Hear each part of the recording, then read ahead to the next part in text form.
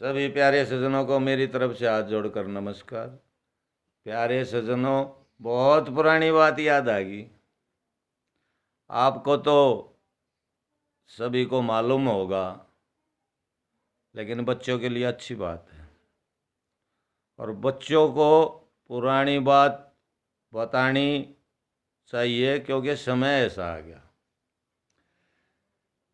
आज सुबह सुबह मैंने फेसबुक खोल ली, एक भाई बोला जय भीम। मेरे भाई दलितों, मेरी बात बहुत ध्यान से सुनो। हमारे दुश्मन मुसलमान नहीं है, हमारे दुश्मन ब्राह्मण है। इन ब्राह्मणों ने बाबा अंबेडकर को पार्लियामेंट में नहीं घुसने दिया था। कैसे वर्गलाने लग रहे हैं। इसलिए बच्चों, मैं आपको एक उदाहरण के तौर पर समझाऊं कि बारिश के टाइम पे बूंद आकाश से चली,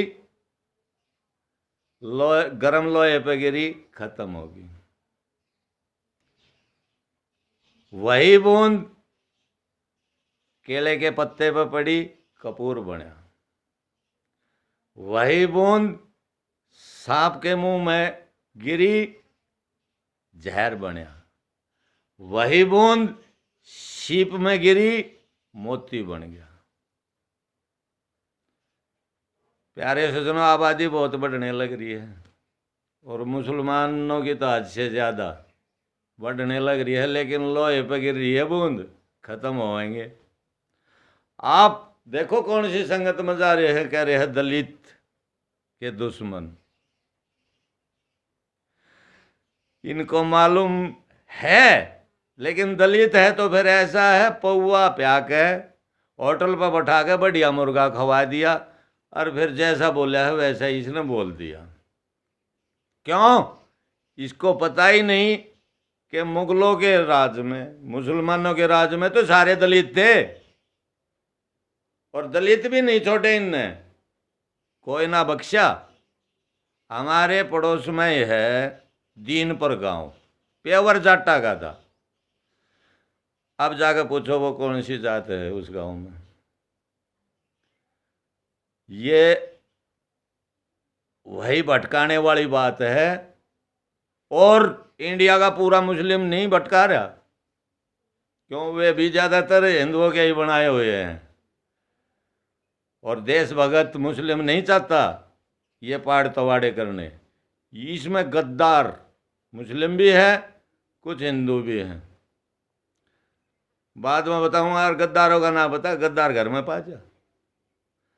मैं 2.5-3 साल हो गए, फिनिश आ गया सऊदी थे। इविया बोली ठाली बैठ गया, टाइम किस वोड़ पास होगा? वहाँ टाइम तो पास हो जाएगा मेरा।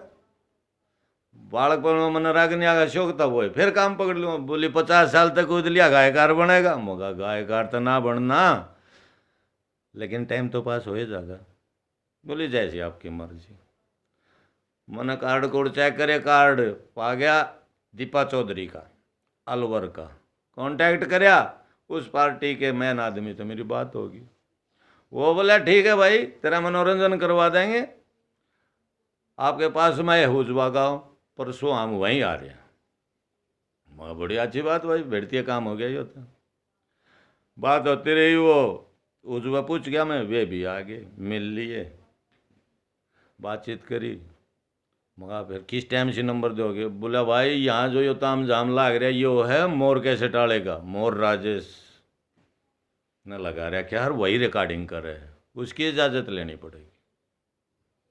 मगा भाई इसकी मेरी कोई जान पहचान ना, मैं भी कुर्सियाँ बजा बैठा। कुर्सी बैठ गया, मैं भगवान आदमी के सारे जाके बैठ गया। कोई जान पहचान तो थी नहीं। वेद प्रकाश गोपाल डागर है उजबे का, उसके पिताजी का नाम है वेद प्रकाश। बहुत धर्मात्मा आदमी है। हर साल देश सूरी भंडारा कर रहे हैं, अपनी संस्कृति के प्रोग्राम भी करवाओ, मतलब बहुत अच्छे आदमियों में है।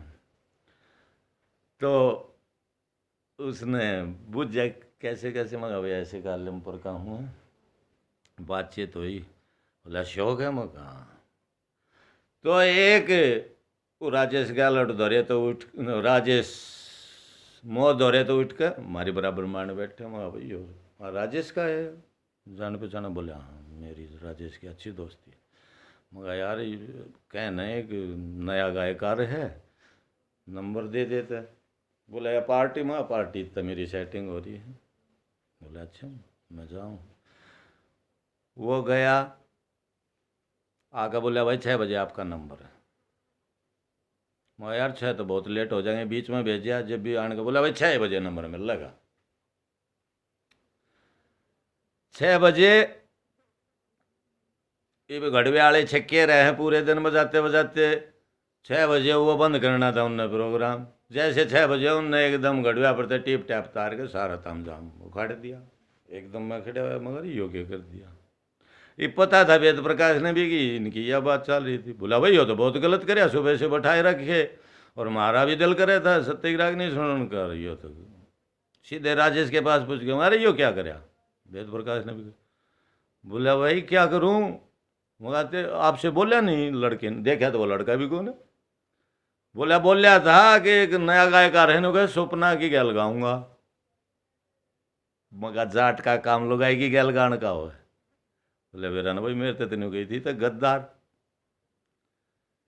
ये वो वेद प्रकाश बोला कोई बात ना, तेरा शौक मैं पूरा करवाऊंगा, मेरे फार्म हाउस में आ जाइए।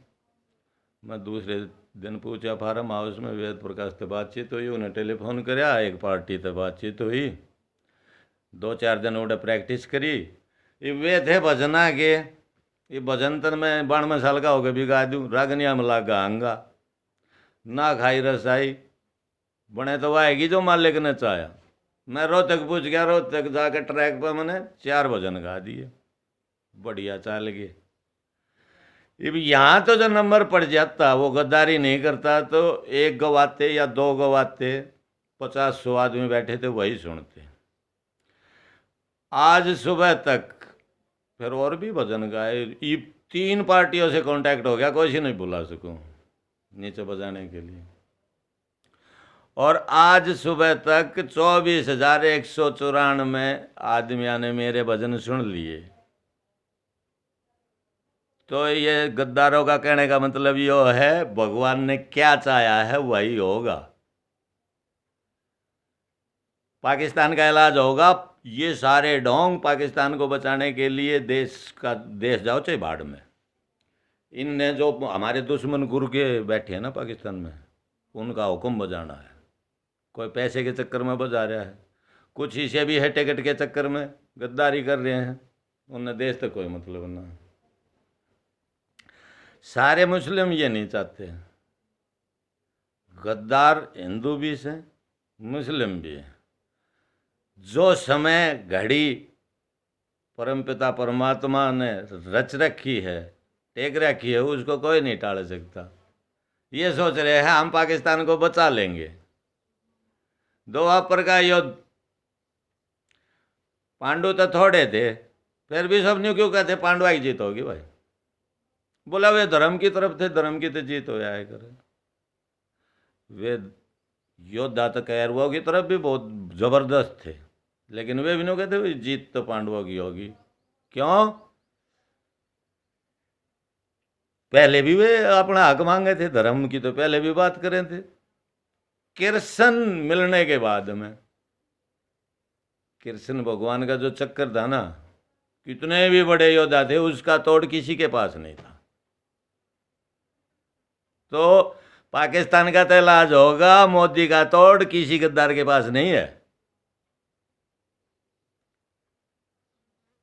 वो एक बार जद्दा में हाईवे कैंप है मक्का मदीने रोड पे हमारा, उस कैंप में 8,000 आदमी रह गए। तो पाकिस्तानी बहुत गणे थे, हमारे भाई इंडिया के भी थे, मुस्लिम बहुत।